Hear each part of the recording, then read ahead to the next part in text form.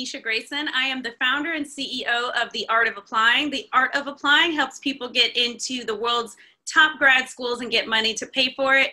Today, we're going to have a conversation with one of our rock star clients. Her name is Getem. Hi, Getem. Hello. That was my purse diving off of the bookshelf back there, but it's fine. Okay, wonderful. So, Getem, the way we like to start off these interviews is actually just jumping right in with you telling us what your great news is, and then we'll go ask the other questions. So what is your great news? Well, my great news is on Monday, I received an email from Duke's Sanford School of Public Policy that I needed to check my updated status. And when I checked my updated status, I not only found out that I was granted admission, but I also received I've received a fellowship, the lab fellowship, that is going to cover all mandated costs and provide a living stipend. So I'm very happy. Wow. So you got into Duke Sanford for public policy, their MPP. Yes. Masters of Public Policy. It's going to cover tuition, fees, and housing. Yes. I think also in the letter, didn't it also say that there's an opportunity to TA for a professor? Yes, I have the opportunity to have a graduate assistantship, and I am based in North Carolina, so I've done some things with the Sanford School, and someone who I worked with previously reached out to me saying congratulations and that she would love to collaborate. Okay. So things are definitely looking up for the Sanford School. Wow. And so technically, when you take that graduate assistantship, you will be getting paid to go to grad school. Yes. So, and that is not just 1 year. I have the opportunity to get paid to do work that I care a lot about and get paid for it while learning and becoming a specialist. Wow. Well, what is this work that you care a lot about that you have the opportunity to get paid for while in grad school, going to grad school for free, housing, living free or subsidized, and getting paid working for something you love? What is that you care about? Well, I have a background in education with nonprofits, and the Sanford School really stuck out because of their focus on social policy. Specifically, they have a Center for Child and Family Policy. And so I have in the past worked with someone in that division on trauma-informed care. But outside of that division, I'm really excited about possibly working with Dr. Kenneth Dodge and all the work he's doing with families, with Family Connects, and the possibility to gain skills working on helping children enter school kindergarten ready. And so I definitely have a lot of possibilities of refining my skills on working with children and legislating policy at the Sanford School. Oh, wow. This is very exciting. How do you feel, Getem? I was in awe, speechless. Going through this process, unfortunately, I had a lot of imposter syndrome. And so there are many times that I ask myself, am I aiming to hire for the schools I'm applying to? Outside of one school, all the schools I applied to were top 10 schools. And many times I ask myself, do I need to apply for this program or that program just to make sure that I get in somewhere? So when I was opening up that letter, I screamed. I was like, wow, not only did I get in, but I have a choice to go debt free. Oh. I'm so proud of you. Thank you. Wow. Okay. So now that we know your great news, the people out here watching this video, they always want to know your stats. They're going to want to know as much as you're willing to share, your GPA, where you went to college, what you studied, your test scores, and your age, and your work background. So kind of that, when people go on those forums and they're like, tell me if I'm good enough or whatever. Yes, I've been up there. Yeah, so those kind of stats. So I'll start off. One of my reasons why I had imposter syndrome is the GRE has been very tricky for me. Specifically standardized tests since high school, the SAT was hard for me. And so in terms of the GRE, my highest verbal score was a 154. My highest quant score was a 158, 4.5 on the analytical writing. My GPA was a 3.4. I attended Wake Forest University in North Carolina. I was a sociology major.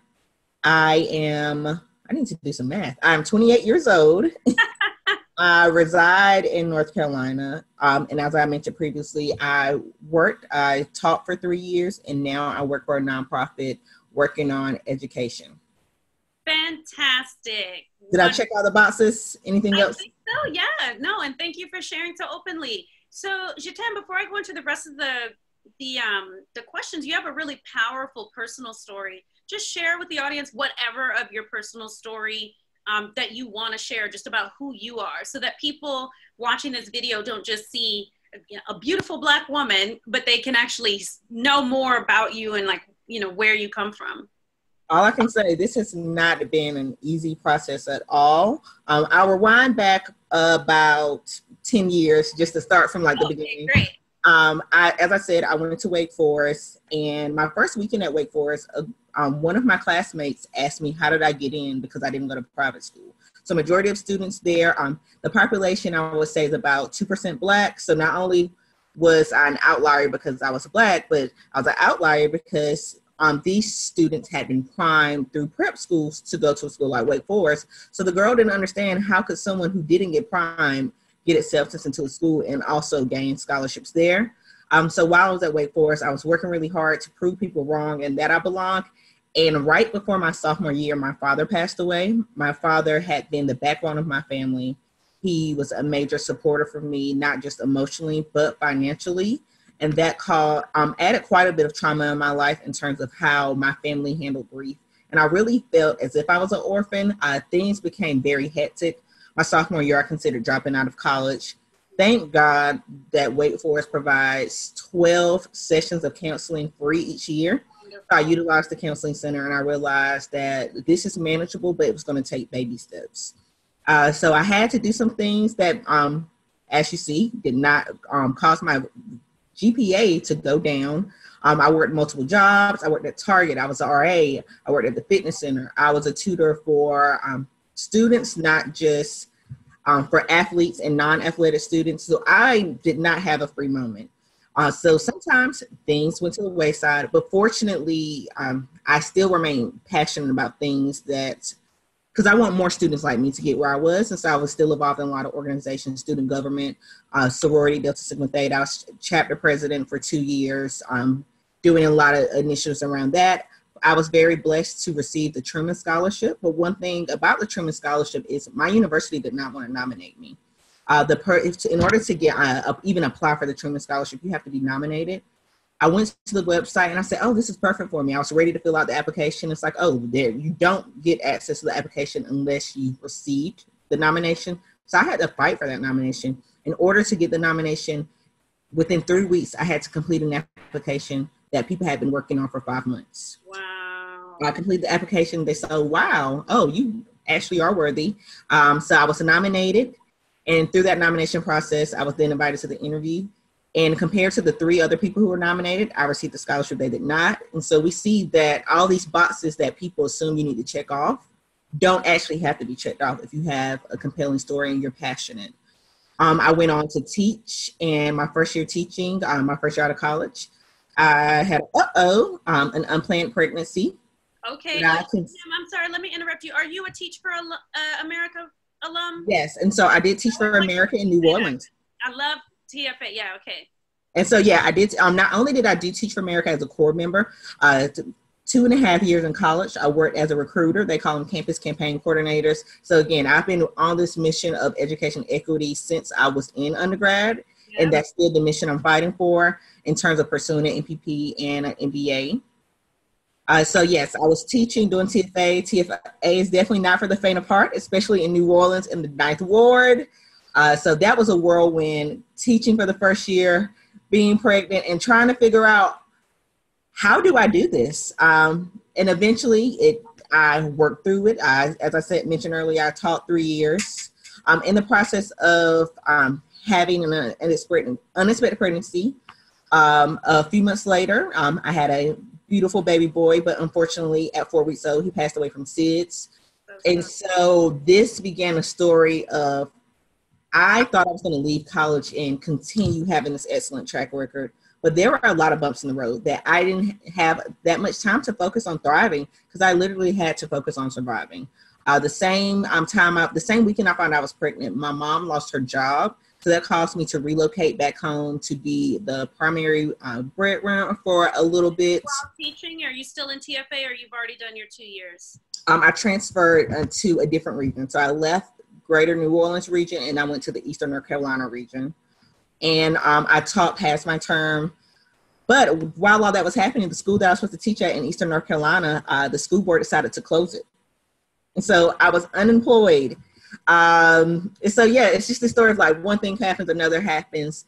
Fortunately, 3 months later, I was able to find a position and continue teaching. So there was a lull in employment for 3 months. That's on my resume. Mm-hmm. From there, I would say it took about 2 years to move from the surviving aspect to the thriving aspect. And it's like, okay, based off my plan, I'm supposed to apply for graduate school this year. But I was not ready for graduate school. What age are you? Where are you? This was 2015. So how far are you out of college? So I'm about 2.5 years out of college. And based off my plan, I was supposed to teach I was going to teach 2, possibly 3 years and go straight into graduate school.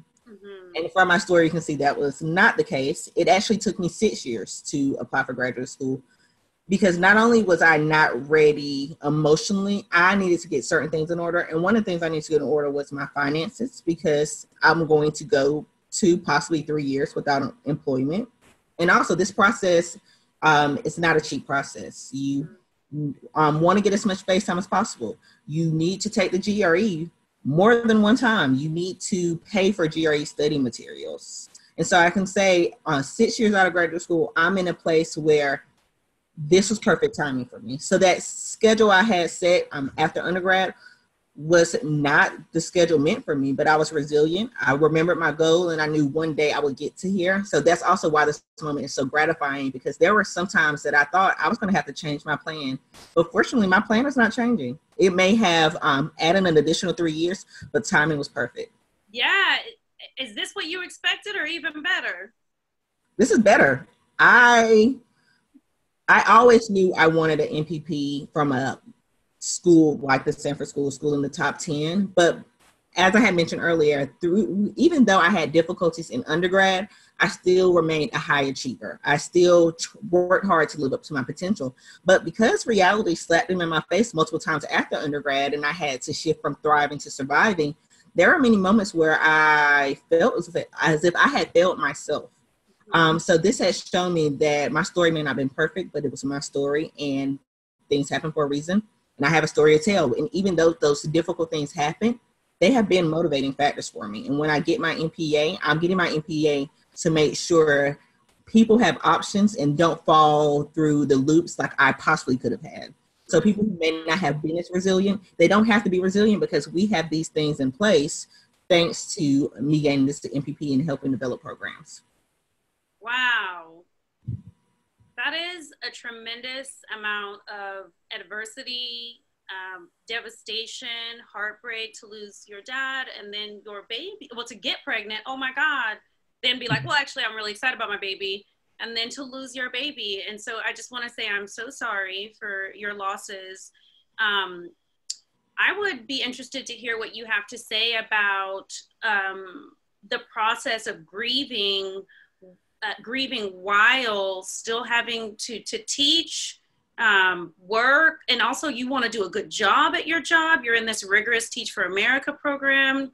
Talk to us about that process of grief and what you did to take care of yourself and to feel your feelings, but still get up and go to work every day. And I definitely don't want to say fortunately, but a few years prior, I had to handle the loss of my father. So I knew how to grieve poorly. And so in this circumstance, I had to tell myself, you have gone through this. There were things that were not handled correctly. And so you have the opportunity to handle your grief correctly. So number one, there's nothing I could have done to get my son back or my father. So that's something I had to accept. And so then the next question is, so what? Now what? And so my now what became focused on, I'm at a place of things have been torn from me. I am so unhappy. How can I find happiness? And so I had to, this may sound cliche, this may sound cheesy, but I really had to focus on unconditional happiness. And I'm figuring out a routine, a self-care routine that's going to allow me to thrive. And so I became a little gym rat because I had to use the gym to find my locus of control. That was something that I had power over. And so from finding that locus of control, I began to take on and tackle different things. Not to mention, while all this is happening, I'm also working a part-time job. Wow. So it wasn't as if I had really had that much downtime to push through. But I think the biggest thing was me, one, deciding that happiness has to be based on nothing. My happiness can't be tied to a parent. My happiness can't be tied to a child, a partner. I have to be unconditionally happy. And two, I had to find my locus of control. So the way I found it was through working out. And that's how I gained the momentum to take power over other things. So it wasn't so much, I just have to come here and be a good teacher, but it's like, I not only have to teach you, I need to help you be successful.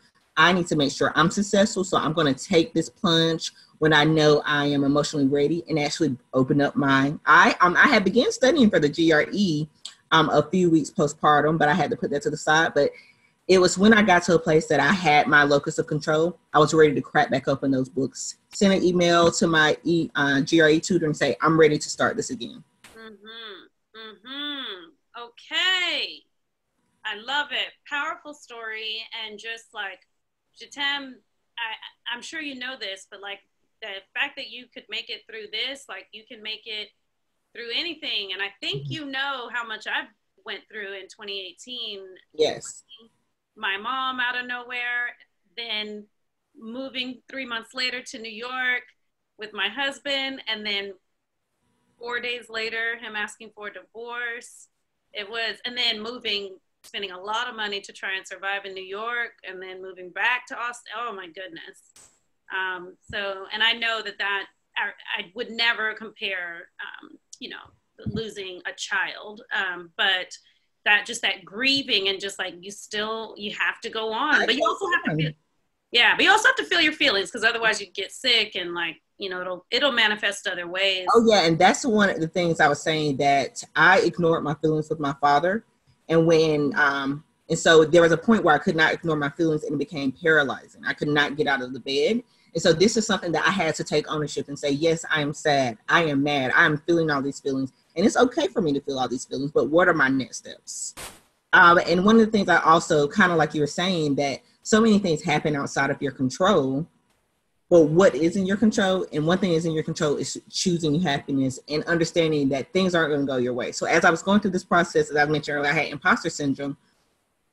I was kind of scared of defeat. I was kind of scared of denials. And so I had to rewind myself back to all the things I went through a few years ago and say, I made it through that.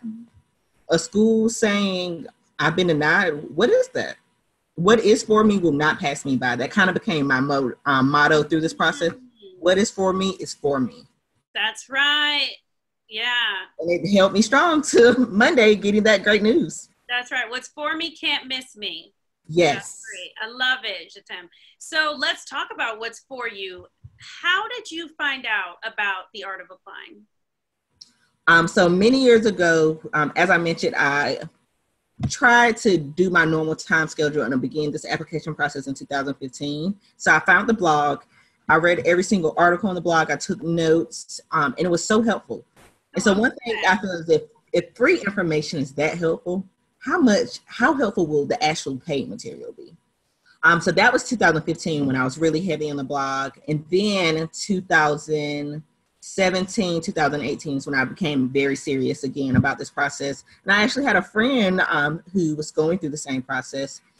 And before she even told me she was working with the art of applying, she just kept on, she was just so self-aware about what she needed to do. And she was just gung-ho. She was getting things done.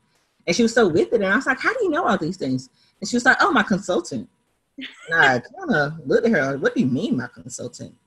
And I'm going to be very frank. I'm like, when did Black people start hiring consultants for stuff? When did Black people start hiring consultants? That is, Jatem, that's something, because as you maybe can see in the Facebook group, a good number of our clients are Black. I don't know if you can tell.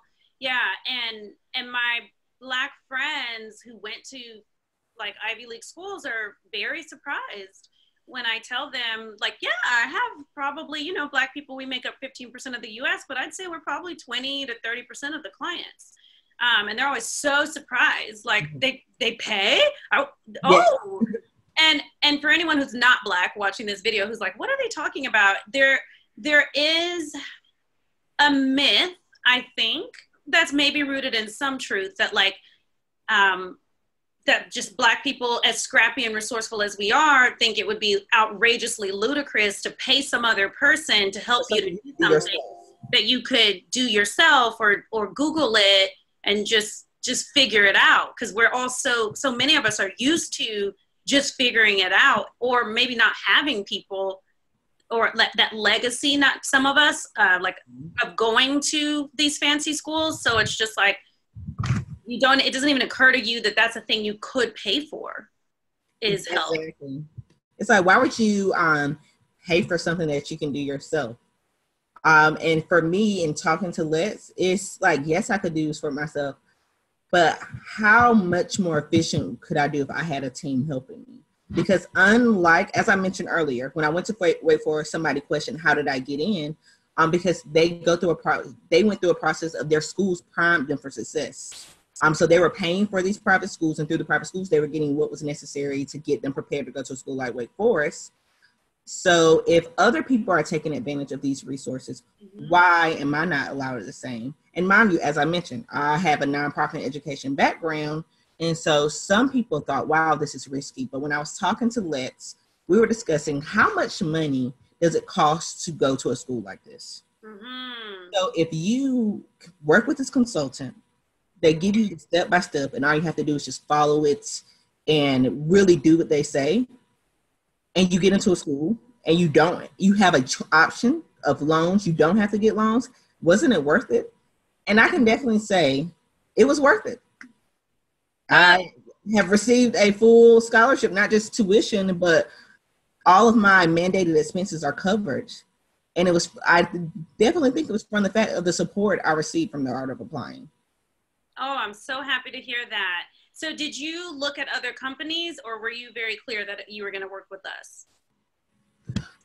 So I did a program in terms of the MBA, a program called Forte MBA Launch before I started with you guys. And so through that process, you have something called office hours, where you talk to students, you talk to admissions reps, and you also talk to people who have their own consulting companies. And so through those calls, I had conversations with people who had their own companies, and they would send me the follow-up. And I really didn't consider it because this was pre-Let's, talking to Let's. I was just like, oh, no, I would do this myself. But then right before I had my breakthrough call I had a call with someone with another company, and I was like, wow, that was compelling. So that initially kind of made me think, but when I spoke to my friend and she was telling me about working with you guys, I remembered the blog.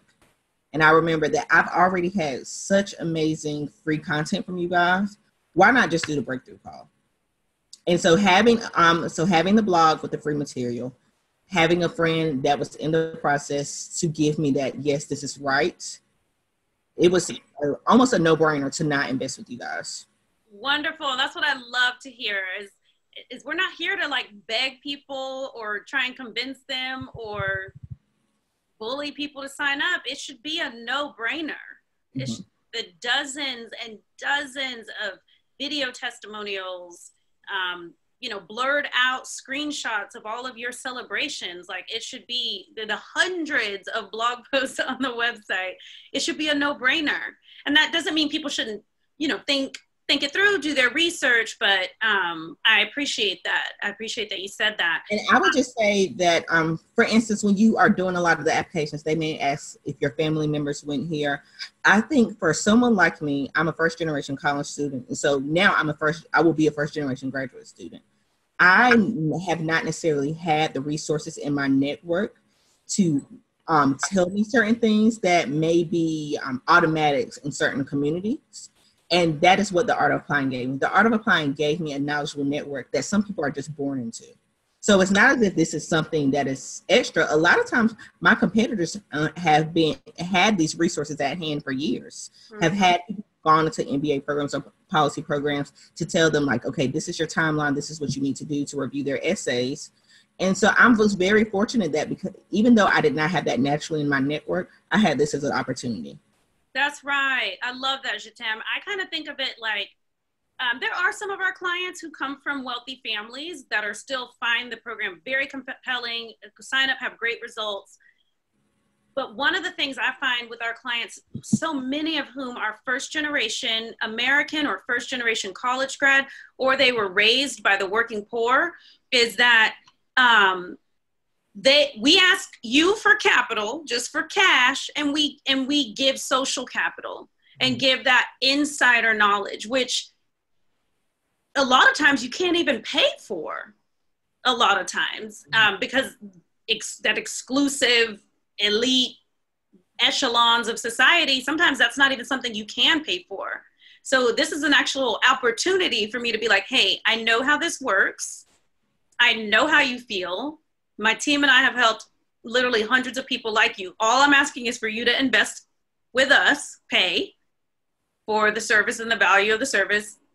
Here's some social capital and a bunch of things you need to know. And can I speak to the I know how you feel point? Yeah. So right when I started the program, I had a medical emergency. So I actually couldn't start initially in July. I had to hold off a few weeks. And during that medical emergency, I was kind of down because it's just like, I was up, I'm about to get these things started, and then life knocked me down again. And before I did anything, I had a mindset call.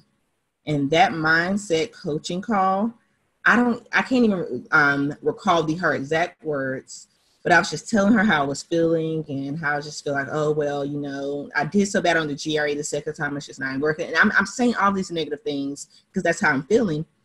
And she asked me, is there anything you're doing, or is there anything in terms of your actions that you're doing that are making those statements true, making those statements false? And I was like, you know what? I'm doing a self-fulfilling prophecy. I'm feeling down. I'm saying all these things, and I'm not doing anything to disprove it. All of my actions are making this true. So if I don't want this to be true, what can I do to change it? And immediately she gave me a few steps and things to do by our next call. I put those things in place, and I can say within a day, definitely a week, my mindset had changed, and I was ready and gung-ho. Oh, I'm so happy to hear that. Okay, good. And that's lovely. I was just speaking to one of our clients today who is just got out of the accelerator. So now she's in application momentum. And she was also talking about how much she loves the mindset calls and how she interviewed 14 admissions consulting companies.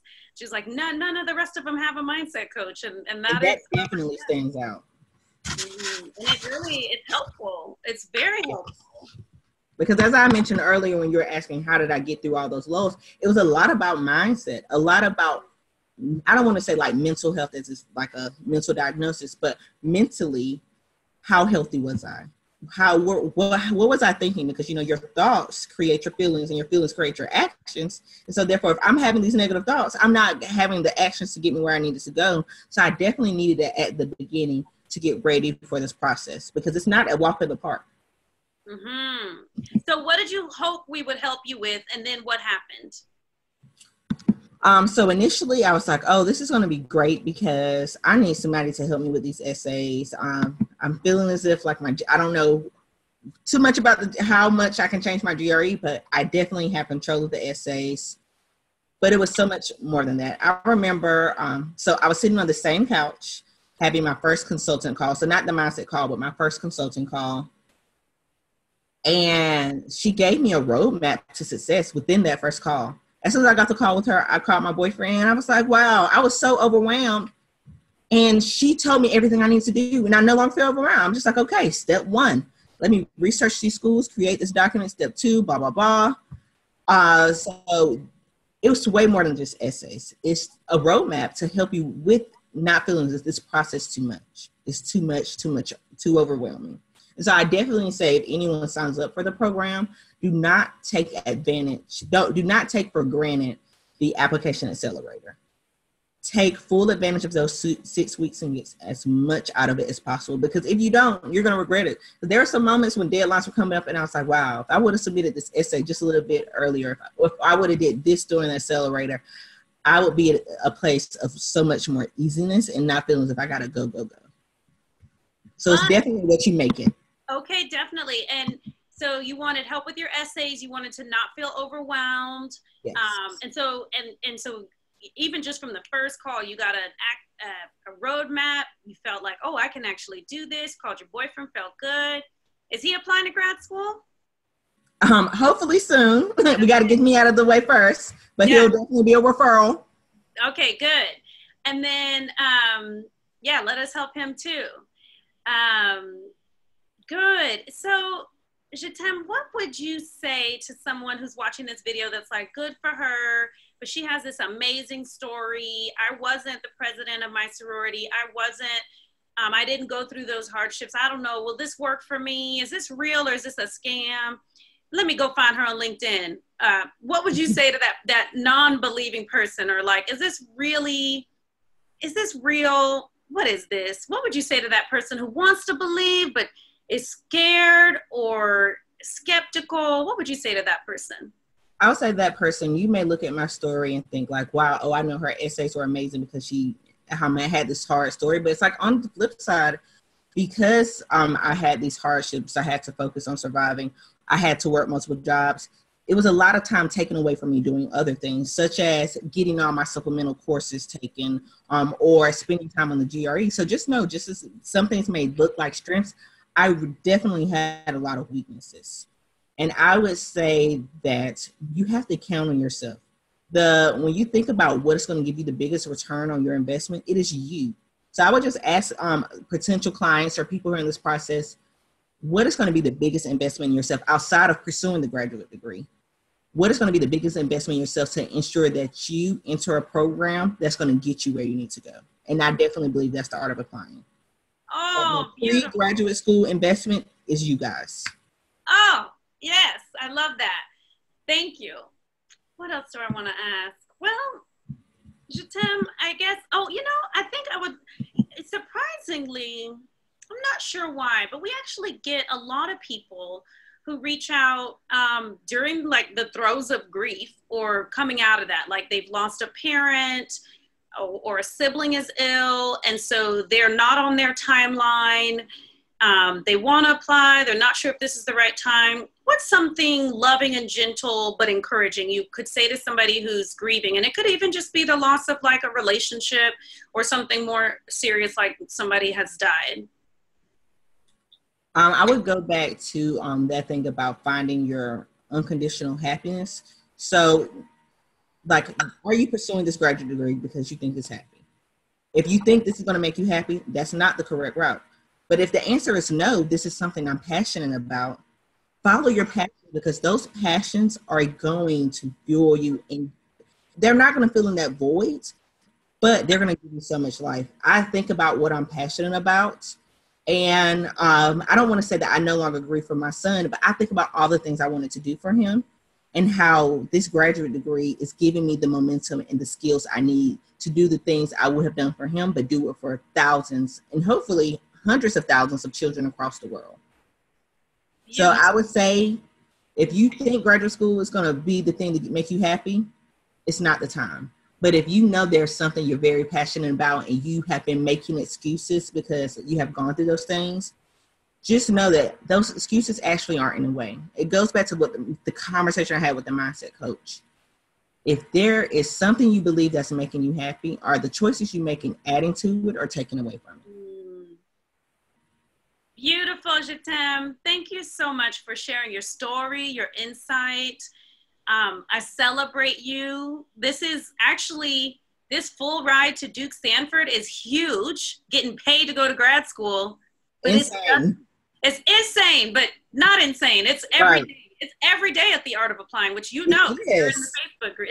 Tell them that it's every day. All I can say is I applied round 2 for MBA, but with policy schools, there's normally one application deadline, which is in December, January. And so I've been seeing all these people celebrate. For instance, my friend who referred me to the program, she has been so successful.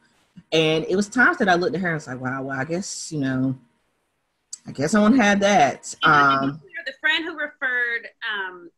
referred Getem into the program is in the program. So she's yes. also in the program, and she applied the round before Getem. So Getem has been seeing her get $100,000 to Wharton, full ride to Michigan, full ride to Berkeley, and yes. Getem's like in the corner. Exactly. And one of the things I realized is, everyone has a different path. Everyone has a different story. So while I was comparing myself to her, we're two different people. And I realized on Monday, and of course I should have realized this earlier, that yes, all these people have gained these wonderful acceptances. People have been asked to interviews for schools that denied me. But as I mentioned earlier, what is for me won't miss me. And the Art of Applying has made sure that I have created the perfect package for the schools that are for me. I love that. We'll help you create the perfect package for the schools that are for you. And what is for you can't miss you. Exactly. Because we tell you our story. We tell you all the things we're trying to find. And you all have opened our eyes to things we can't see because we're so stuck within ourselves and you're on the outside. So I remember coaching calls with consultants, coaching calls with you, and I would say things and I would kind of be frustrated or I was putting together, and the way you synthesized it and then took it to the next step, I was like, oh, okay, that sounds easy. I love it. Thank you so much, Getem. Thank you. Thanks for watching our video. For more videos just like this, make sure you click subscribe. And if you want to work with us on your graduate school applications, visit us at theartofapplying.com or click on the link below in the description.